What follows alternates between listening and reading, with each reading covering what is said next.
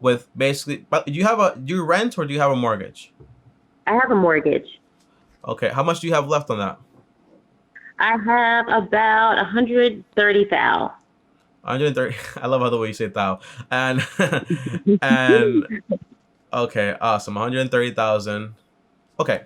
So here's and do you have any debt? Student loan debt, How which much I'm do you not owe? paying on right now because of COVID. I owe about 90,000 in student loans. That's a lot. Yeah, Okay. And I'm guessing that you're hoping that you get maybe like it forgiven. I hope Biden. My fingers are crossed. Okay. Now there's a statistic that show basically only 1% of those people that actually go through the whole like forgiveness actually get accepted. So the odds are very, very low. Now, I know. yeah, yeah, they're very low. So now in my entire program, what I practice is basically you get out of debt first and then you start investing and also building, for example, a decent emergency account, right? So if I were you right now, well, let me just answer this question first so you know exactly what I mean here. As far as like the way Mhm. I invest is long term. So I basically buy Okay. index funds and ETFs. Now, an index fund is basically a very low cost fund, and on top of that, is trying to track the market and not beat the market. So you ever heard about basically Okay. like the S&P 500? You ever heard about that one? Yes. Okay. Now what that one is basically also an index fund. And the idea is that by you buying that index fund, you're a partial owner in the top 500 largest companies in the US. Now, the manager is not trying to beat it, right? So he's just trying to get the average. So it means that's very cheap to actually be a part of. Now, whatever the market does for the year, you're also going to get. So in a way, you're like a partner with the market. You're not trying to beat it, you're trying to basically get the average. Now, over the next 10, 20, 30 years, statistics show that basis is done between like 8 to 11%. So that's what you can expect to actually make. So what I do is I create a portfolio. I should say basically I use a portfolio because the portfolio was created by someone that's a lot smarter than I am. But the portfolio that I use is basically a portfolio that is made out of ETFs. By the way, ETFs are just exchange traded funds. They're like index funds also in a way, but just traded on the market, so they go up and down and fluctuate a lot more. Not to confuse Okay. you, but okay, not to confuse you here, but index funds, I also do that when it comes to retirement. ETFs, I do it, for example, when I'm going like in my if I had like a Roth IRA or in my taxable account, right? Now, if Okay. I were you, my main focus would be, hey, I want to focus on retirement, right? So I would have all my money going towards a diversified portfolio, so I don't take on that much risk. My money grows over time, and I don't have to worry about anything. However, if you go the route of day trading, and you can learn it, by the way, it's just basically patterns and all this stuff, and I trying to track a trend and all this stuff, but usually it's a guessing game, and 80% lose money. That's not what I want for you. However, Okay. in this stage, do you have any kids, by the way? I do not. Okay, are you married? No. Okay, so awesome. So you don't really have too much to worry about here.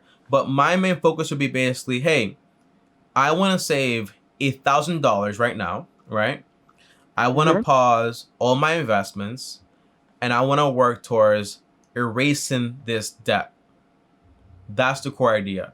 Once this debt is Okay. erased, it'll free up a lot more of your income towards investing, right? Smart. Yeah. Now, once your income is freed towards investing and also building an emergency account, I would want you to upgrade that $1,000 emergency fund up to 3 months or 6 months in case you ever lose your job or anything happens this week and still pay the mortgage or whatever. Now, Okay. the idea is that once that's fully funded, that emergency account, while you're doing that, you also want to be investing, for example, anywhere from 10 to 20%. Usually 10% is going to be fine. That's when you start investing again, like once you're debt free. But you want to be putting at least like 10 to 20% towards your emergency account. That's your priority at that stage. Stage two, it's called the foundation, right? Now, stage three is basically you already have a mortgage, right? So the goal is Yes. you throw an extra 15% of your money towards paying that mortgage off faster. So whatever you have right now, your payment, you put in an extra 15%. That way you're done a lot faster. Now I'm guessing you have a 30-year mortgage, right? I do. Okay.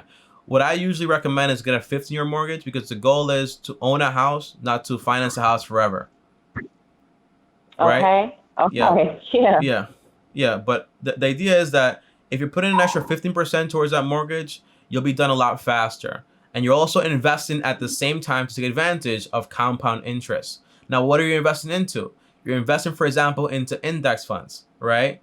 Or, for example, Okay. into your 403b plan, whatever you want to do, right? That's the idea. But you want to invest in something that basically gives you confidence knowing that, hey, when I retire, I'm going to have this money.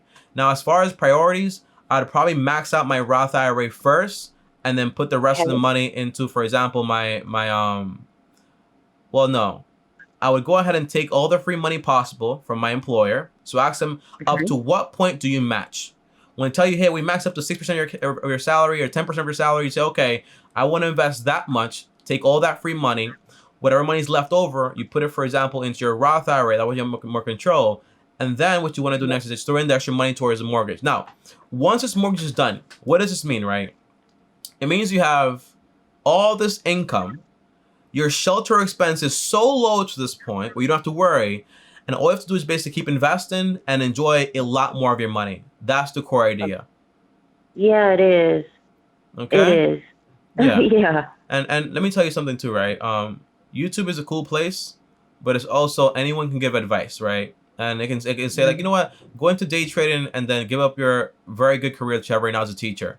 And before you know it, now you're like, oh my gosh, I'm losing money here. What do I do? I just lost all my savings. You know what I mean? Like you are doing Yeah. amazing. Having 62K, that's how much my grandpa has. And he's, for example, like I think like almost 70. In over 40 years of investing, he has around like 40K in his 401k because he Oh didn't take it wow. seriously. Yeah, very bad, very bad. But you are doing much better, and you didn't even know. Sweet. Okay, so you're Sweet. on. Yes, Yeah. I thought it was a struggle here. I'm like, I need to do something, and I see all of these young people Mhm. investing in this. No one ever taught me how to do any of this, Mhm. so I'm just out here. Yeah, that's fine. And the thing is, remember, right? Young or whatever, like you're gonna be here for a long time, right? So you don't want to like take a step where the odds are, hey, I 50-50, I lose all my money or I make a lot of money, right? That's not the game you want to play. You want to play a game where, hey, I want to grow my money over time. That's all you want to do. But the first step Okay. right now would be, Atia, is, hey, let me go ahead and make a budget, right? Okay. Let me know exactly how much money I make and how much I'm spending and on what. Do you have any credit card debt, by the way? I have one credit card because I learned that lesson really young, and I owe about Awesome. $500 on that. Okay. Yeah, I Now, don't do credit cards anymore. yeah. And now, by the way, you already have a house and all that stuff, so building credit is cool, but really not your priority. And the rule I use for credit cards is basically the one bill method, which means basically you have like internet bill or Netflix or Hulu or Spotify, iTunes, any of that? Netflix. Okay. So I'll put basically my Netflix bill on the credit card and set the credit card to auto pay. That way, you basically tackle two of the most important things, which is basically payment history and also utilization, and grab the physical credit card and you cut it. That way, you don't get into credit card debt any like anymore or ever again, ever. Ooh, Yeah, and that way you still build your credit without getting into debt. I like it. Okay, that I can do as soon as we get off the phone. Okay, awesome. The goal is make a budget. Remember the four walls: shelter, groceries, transportation, and also utilities. Anything else is usually going to be a want. You want to start Okay. working towards paying off all that debt, which is 90K.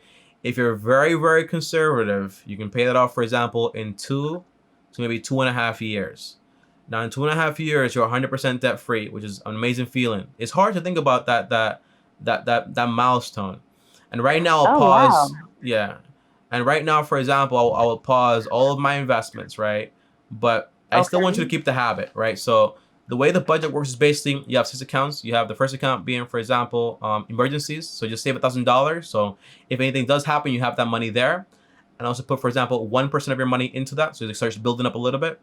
When it comes to Okay. investments, just put 1% of your money because you want to keep building the habit so you don't forget that habit. And then third Okay. is all the extra money towards debt. Then you have expenses. Try to make expenses no more than 15 to 70% of your money, including, for example, the mortgage, right? Because that's also an Okay. expense for shelter. When it comes to having fun, only 1%. When it comes to charity, only 1% also. The goal is to Okay. build habits, but to attack the priority. The priority right now is getting rid of debt. Yeah. Okay. Once you're debt That makes free, you move on, for yeah. example, to a full blown emergency account. And also you bump investments from 1% up to 10 to 20%, depending on how you want to do it. So throw all the money at the mortgage and the student loan. No, not the mortgage. You can pause that for a second, right? You throw it over to the student loan debt. I want you to prioritize. And by the way, this 90K is not, for example, just a flat 90K. It's probably broken down into a lot of different little loans, right? Yes, it is. It's insane. Okay, so what I would do is basically called the Avalanche Method. Meaning, for example, you pay the debt first with the highest APR. That way you save more money mathematically. So if you have a loan that's basically like 6% and one's 4%, pay the one with 6% because basically that one's costing you more money. Okay. And right now, since we are on forbearance, the idea is it's a perfect time because all the money you put towards this loan is going straight towards capital and not towards interest. Because by the way, $90,000, just a 5% interest rate on that is around $4,500 a year being added up. It's a lot of money, right? Yeah.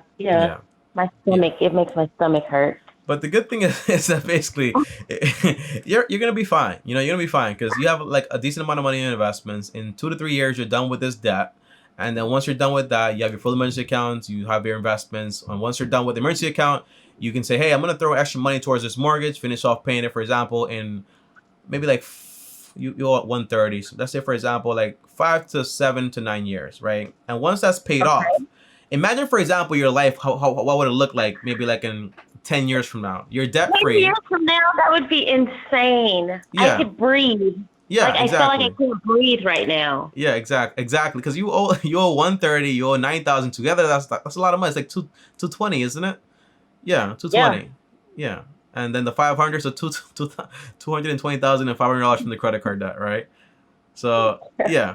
But the priority, right? Don't study anybody else when it comes to, for example, like, oh, these kids are making this much money. Remember, kids are kids, and in the future we'll see which strategy works best. But for right now, your priority is let me pay off my debt. Let me get debt free. Once I'm debt free, I have all my income. And by the way, you work 9 to 5. I'm guessing, right? I'm sorry? You work 9 to 5?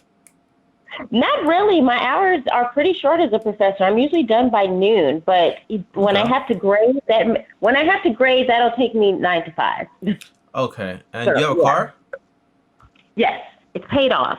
Yeah, awesome. Look, so you can grab that car and maybe like do some Uber or some DoorDash or like another like second job or tutoring or whatever it is, right? Like extra money to up your income to finish paying this debt a lot faster. So it's a sacrifice, I know, but if you make an extra $20,000 a year, that's $20,000 less in the student loan debt, plus whatever you throw on it, right? So it's all about attacking this debt and getting rid of it fully. Bum, bum, bum, bum, ba-da, ba-da, ba-da, ba-da, ba-da, ba-da, ba-da, ba-da.